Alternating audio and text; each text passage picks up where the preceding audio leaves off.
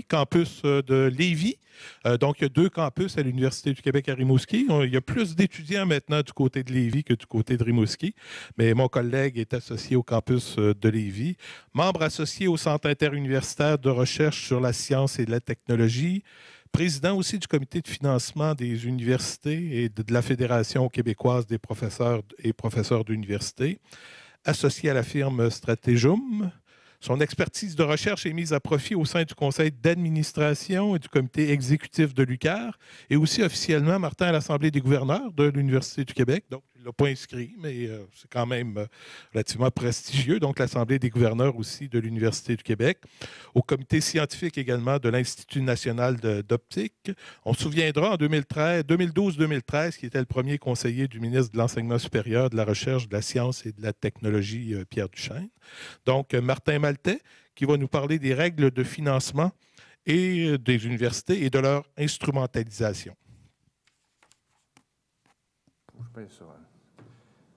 Je suis très content d'être avec vous aujourd'hui pour échanger. C'est un peu sur 2 choses, les suites d'une présentation que j'avais faite l'année dernière, puis aussi en vous disant que ce que je vais vous raconter aujourd'hui, je suis en train de rédiger un article qui va être soumis prochainement et qui va permettre d'ancrer un peu tout ça. Je vais commencer peut-être ce matin par revenir un peu, parce que c'est pas tout le monde qui était là l'année dernière, sur ce que j'avais présenté l'année dernière, où on abordait un peu 2 effets de système qui étaient convergents dans les règles de financement des universités, qui m'ont amené, avec mon équipe, mais plus spécifiquement sur la question des codes Clardaire ou de la grille Clardaire, à mener des nouveaux travaux.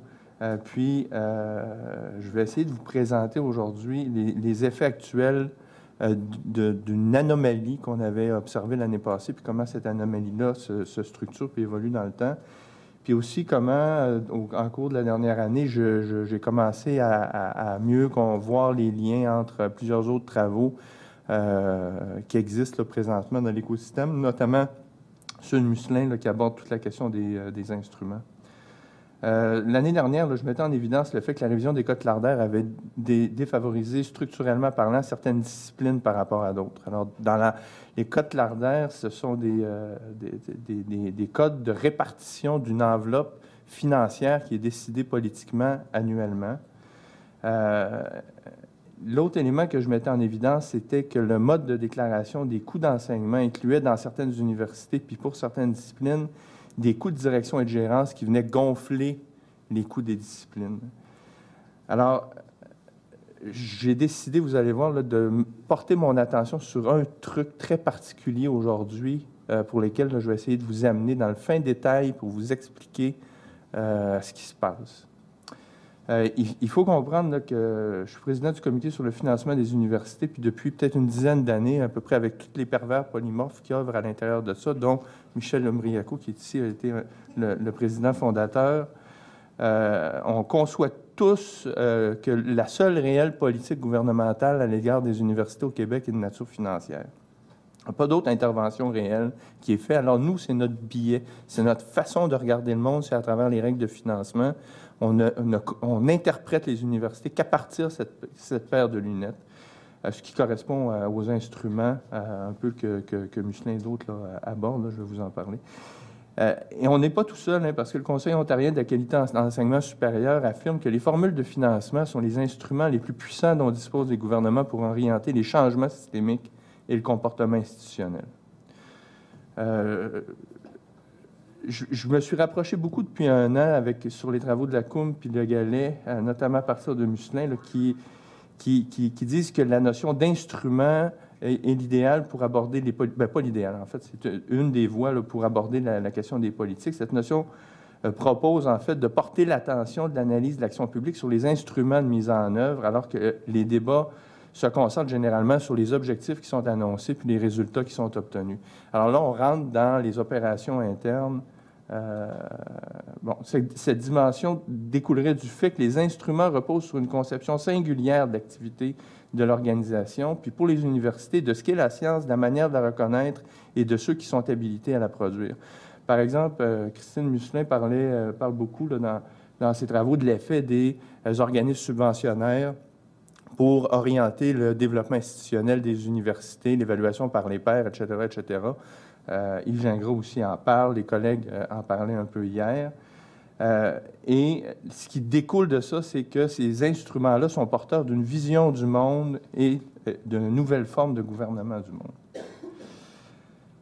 Alors moi, je suis tout le temps un peu hésitant à aborder là, le développement des universités en me disant ou en présumant qu'il y a une orientation ou une espèce d'idéal qui serait transcendant et qui pousserait sur la machine dans une certaine direction. Alors, on a essayé beaucoup d'analyser les données financières sans avoir trop d'a priori initialement, puis en essayant de voir comment les choses évoluent dans le système.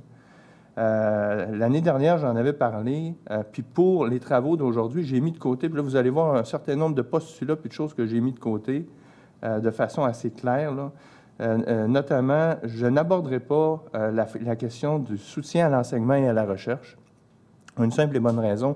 Le calcul est assez simple pour le soutien à l'enseignement et à la recherche. J'ai une compression de 10,3 % de l'étalon sur l'ensemble de la période, ce qui veut dire qu'il y a un manque à gagner par rapport à ce que le gouvernement donnait aux universités en 2006-2007 par étudiant, de l'ordre de 10,3 %. C'est à peu près 40 millions cette année là, qui manque. Alors, ce calcul-là est assez simple à faire. Je ne reviendrai pas là-dessus.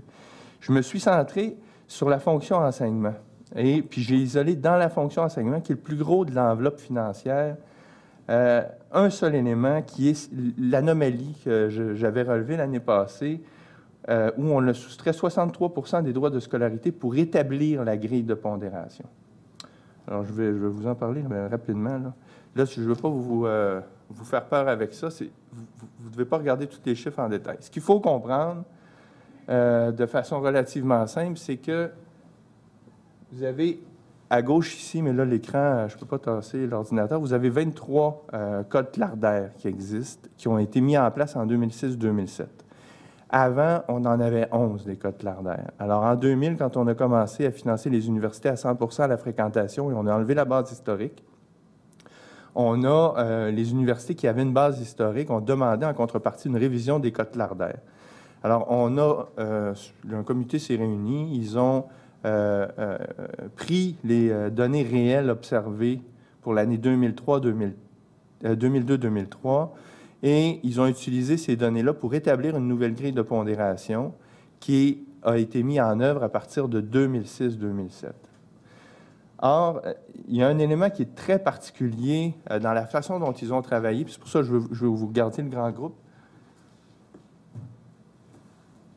Si vous prenez cette section-ci, là, à gauche de la colonne qui est en jaune, ce que vous avez à l'intérieur de ça, c'est ce que les universités ont convenu d'être les coûts réels moyens observés pour l'année 2002-2003. Alors, normalement, si vous voulez par la suite financer l'ensemble des codes Clardaire qui sont là, vous avez par cycle puis par discipline, vous allez diviser ce montant-là par le montant le plus petit, puis vous allez redistribuer par la suite. Alors, à ce moment-là, il y a une étonnante décision qui a été prise, qui a été de retirer 63 % des frais de scolarité du coût initial pour établir la grille de pondération. Alors, ça, c'est très honnêtement, je pense que c'est vraiment une erreur. On ne peut pas penser que ça a été fait autrement parce qu'on introduit, normalement, on est dans une grille de pondération puis de répartition, puis là, on introduit une constante qu'on retire de chacune des sommes avant d'établir la pondération.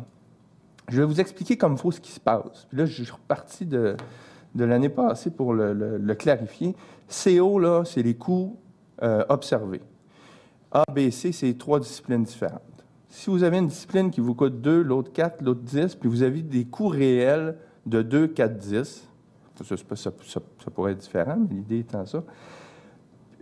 Non, pas des coûts réels, des coûts reconnus, pardon, de 2, 4 et 10, vous allez diviser pour avoir un étalon qui va être votre plus petit joueur, 1, 2, 5.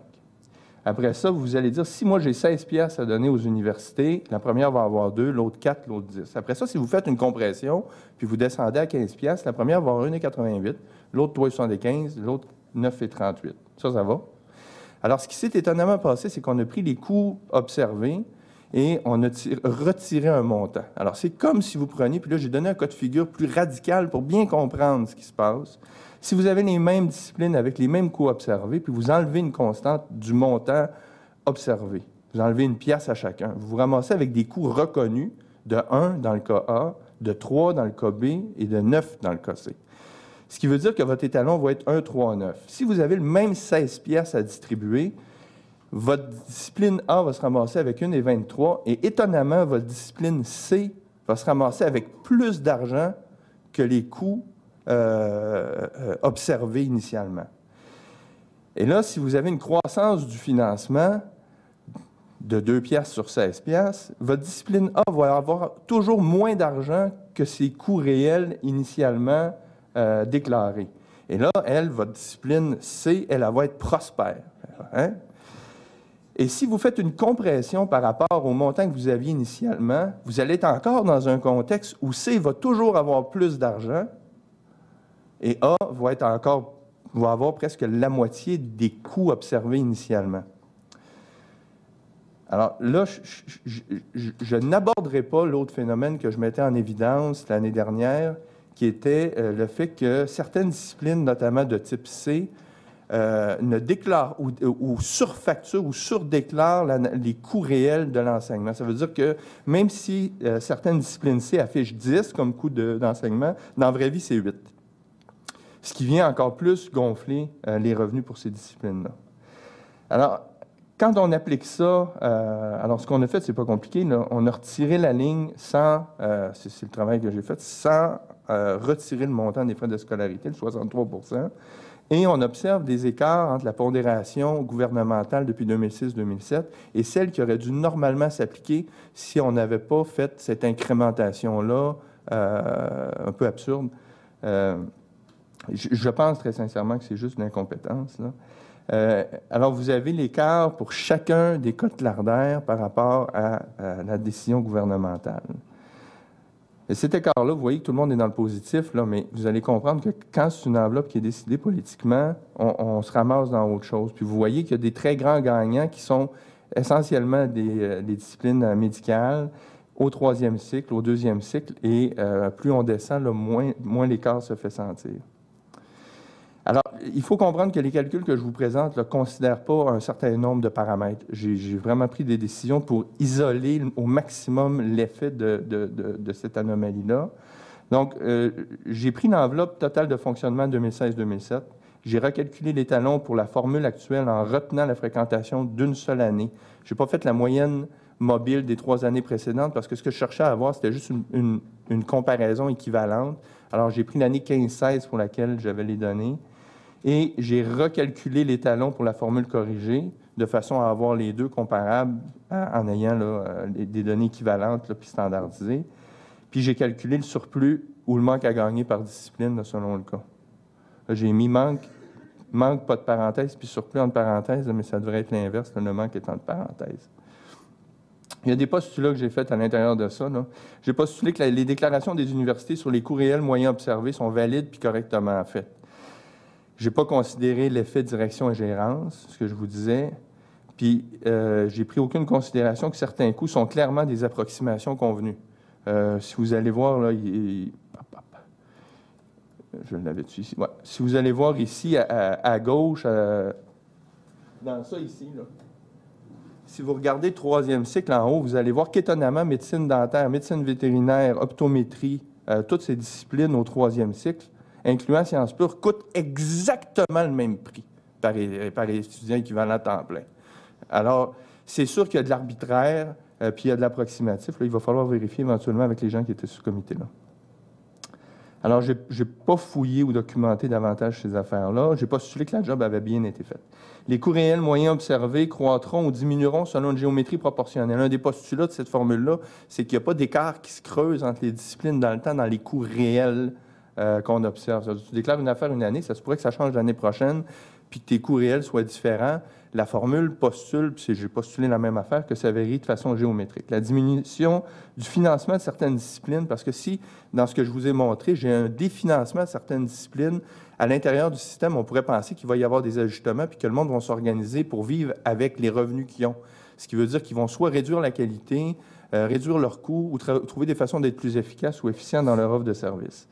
Alors, je n'ai pas considéré ces paramètres-là, puis je n'ai pas considéré non plus la qualité des formations. Je n'ai pas considéré non plus l'inverse, c'est-à-dire que les disciplines surfinancées Par exemple, dans certains domaines en discipline, on offre de la psychothérapie, de l'accompagnement pédagogique. Si vous avez besoin d'argent, on vous aide. On vous offre toute une panoplie de services que toutes les disciplines aimeraient avoir, chacun dans leur programme, pour accompagner le maximum les jeunes vers la réussite. Alors, médecine a les moyens de s'offrir ça puis de générer des surplus annuels qui sont redistribués dans l'université d'attache.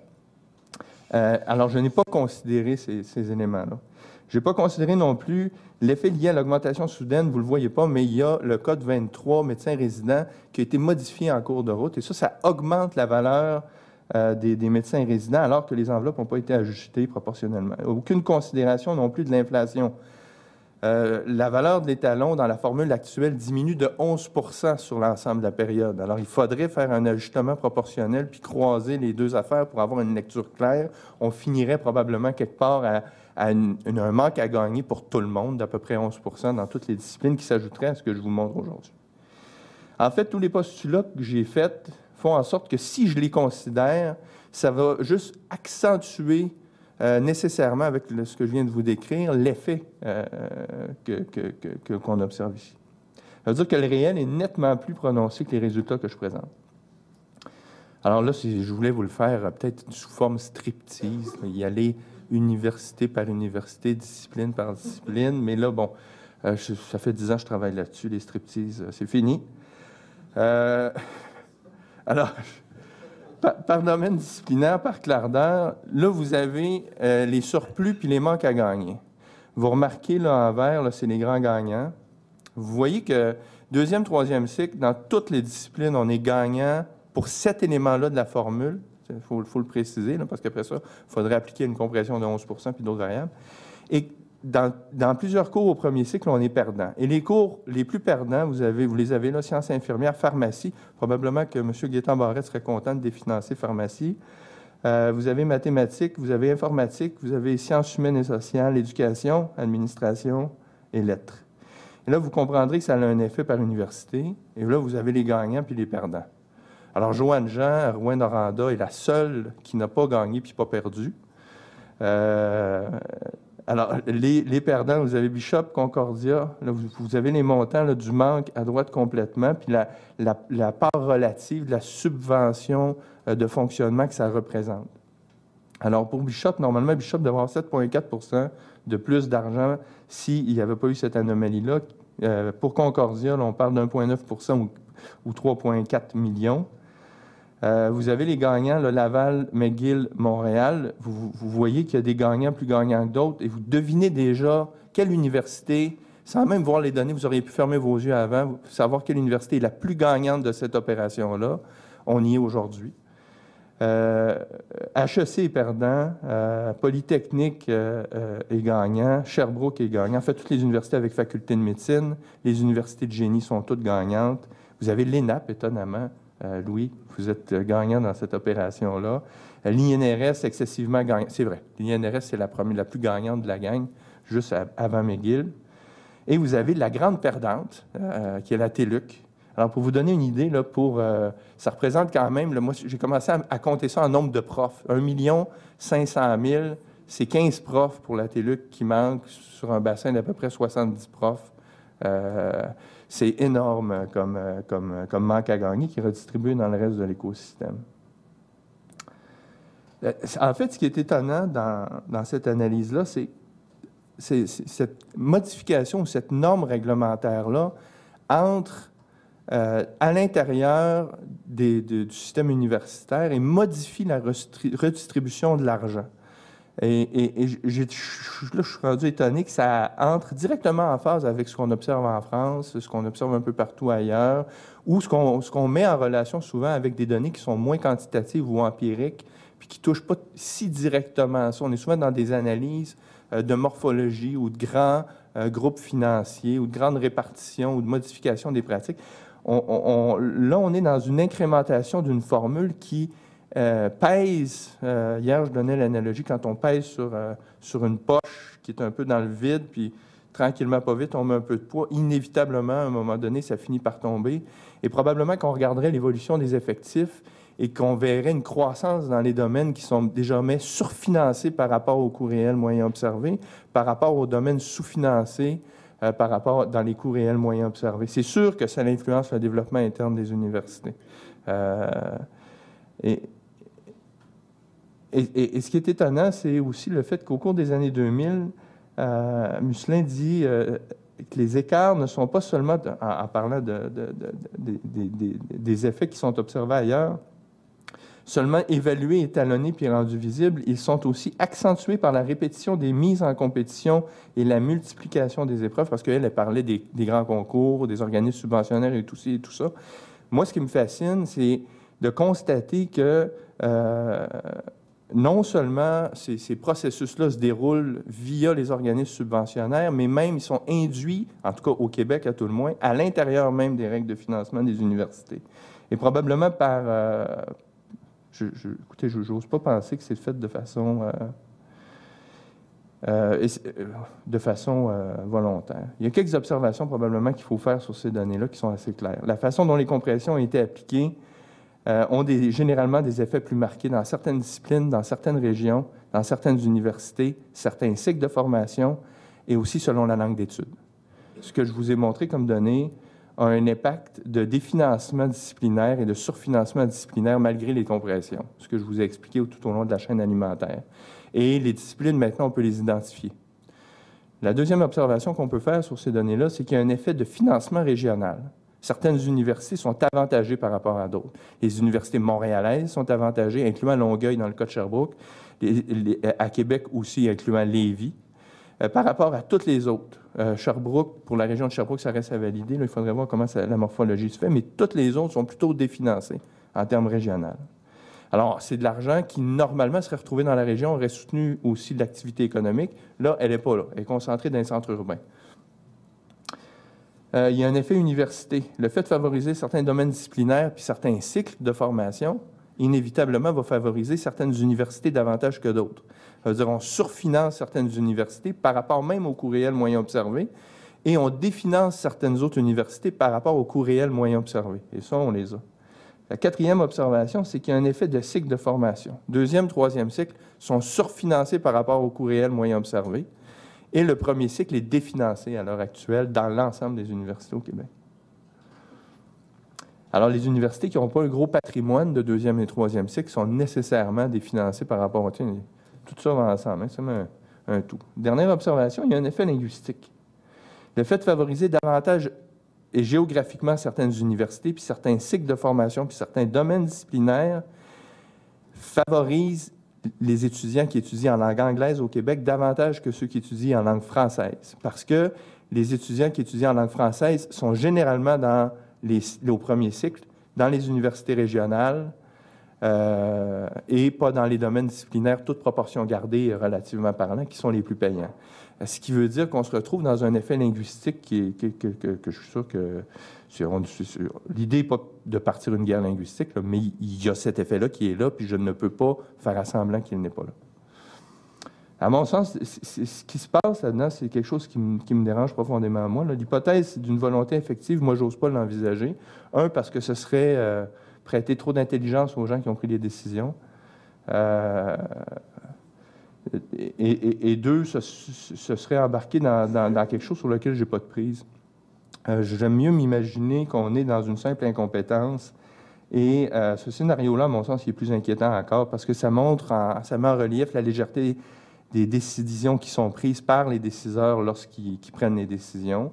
Le manque de rigueur aussi dans cette prise de décision-là. Mais en même temps, c'est celui qui me donne le plus de prise parce que d'informer ou de faire de la pédagogie ministérielle sur la nature de ce problème-là m'amène à pouvoir expliquer correctement qu'il faut faire une modification des règles de financement des universités à l'heure actuelle et revoir comment on peut corriger cette inéquité-là, parce que cette inéquité-là, c'est minimalement 300-350 millions sur l'ensemble de la période là, entre les universités puis les domaines disciplinaires.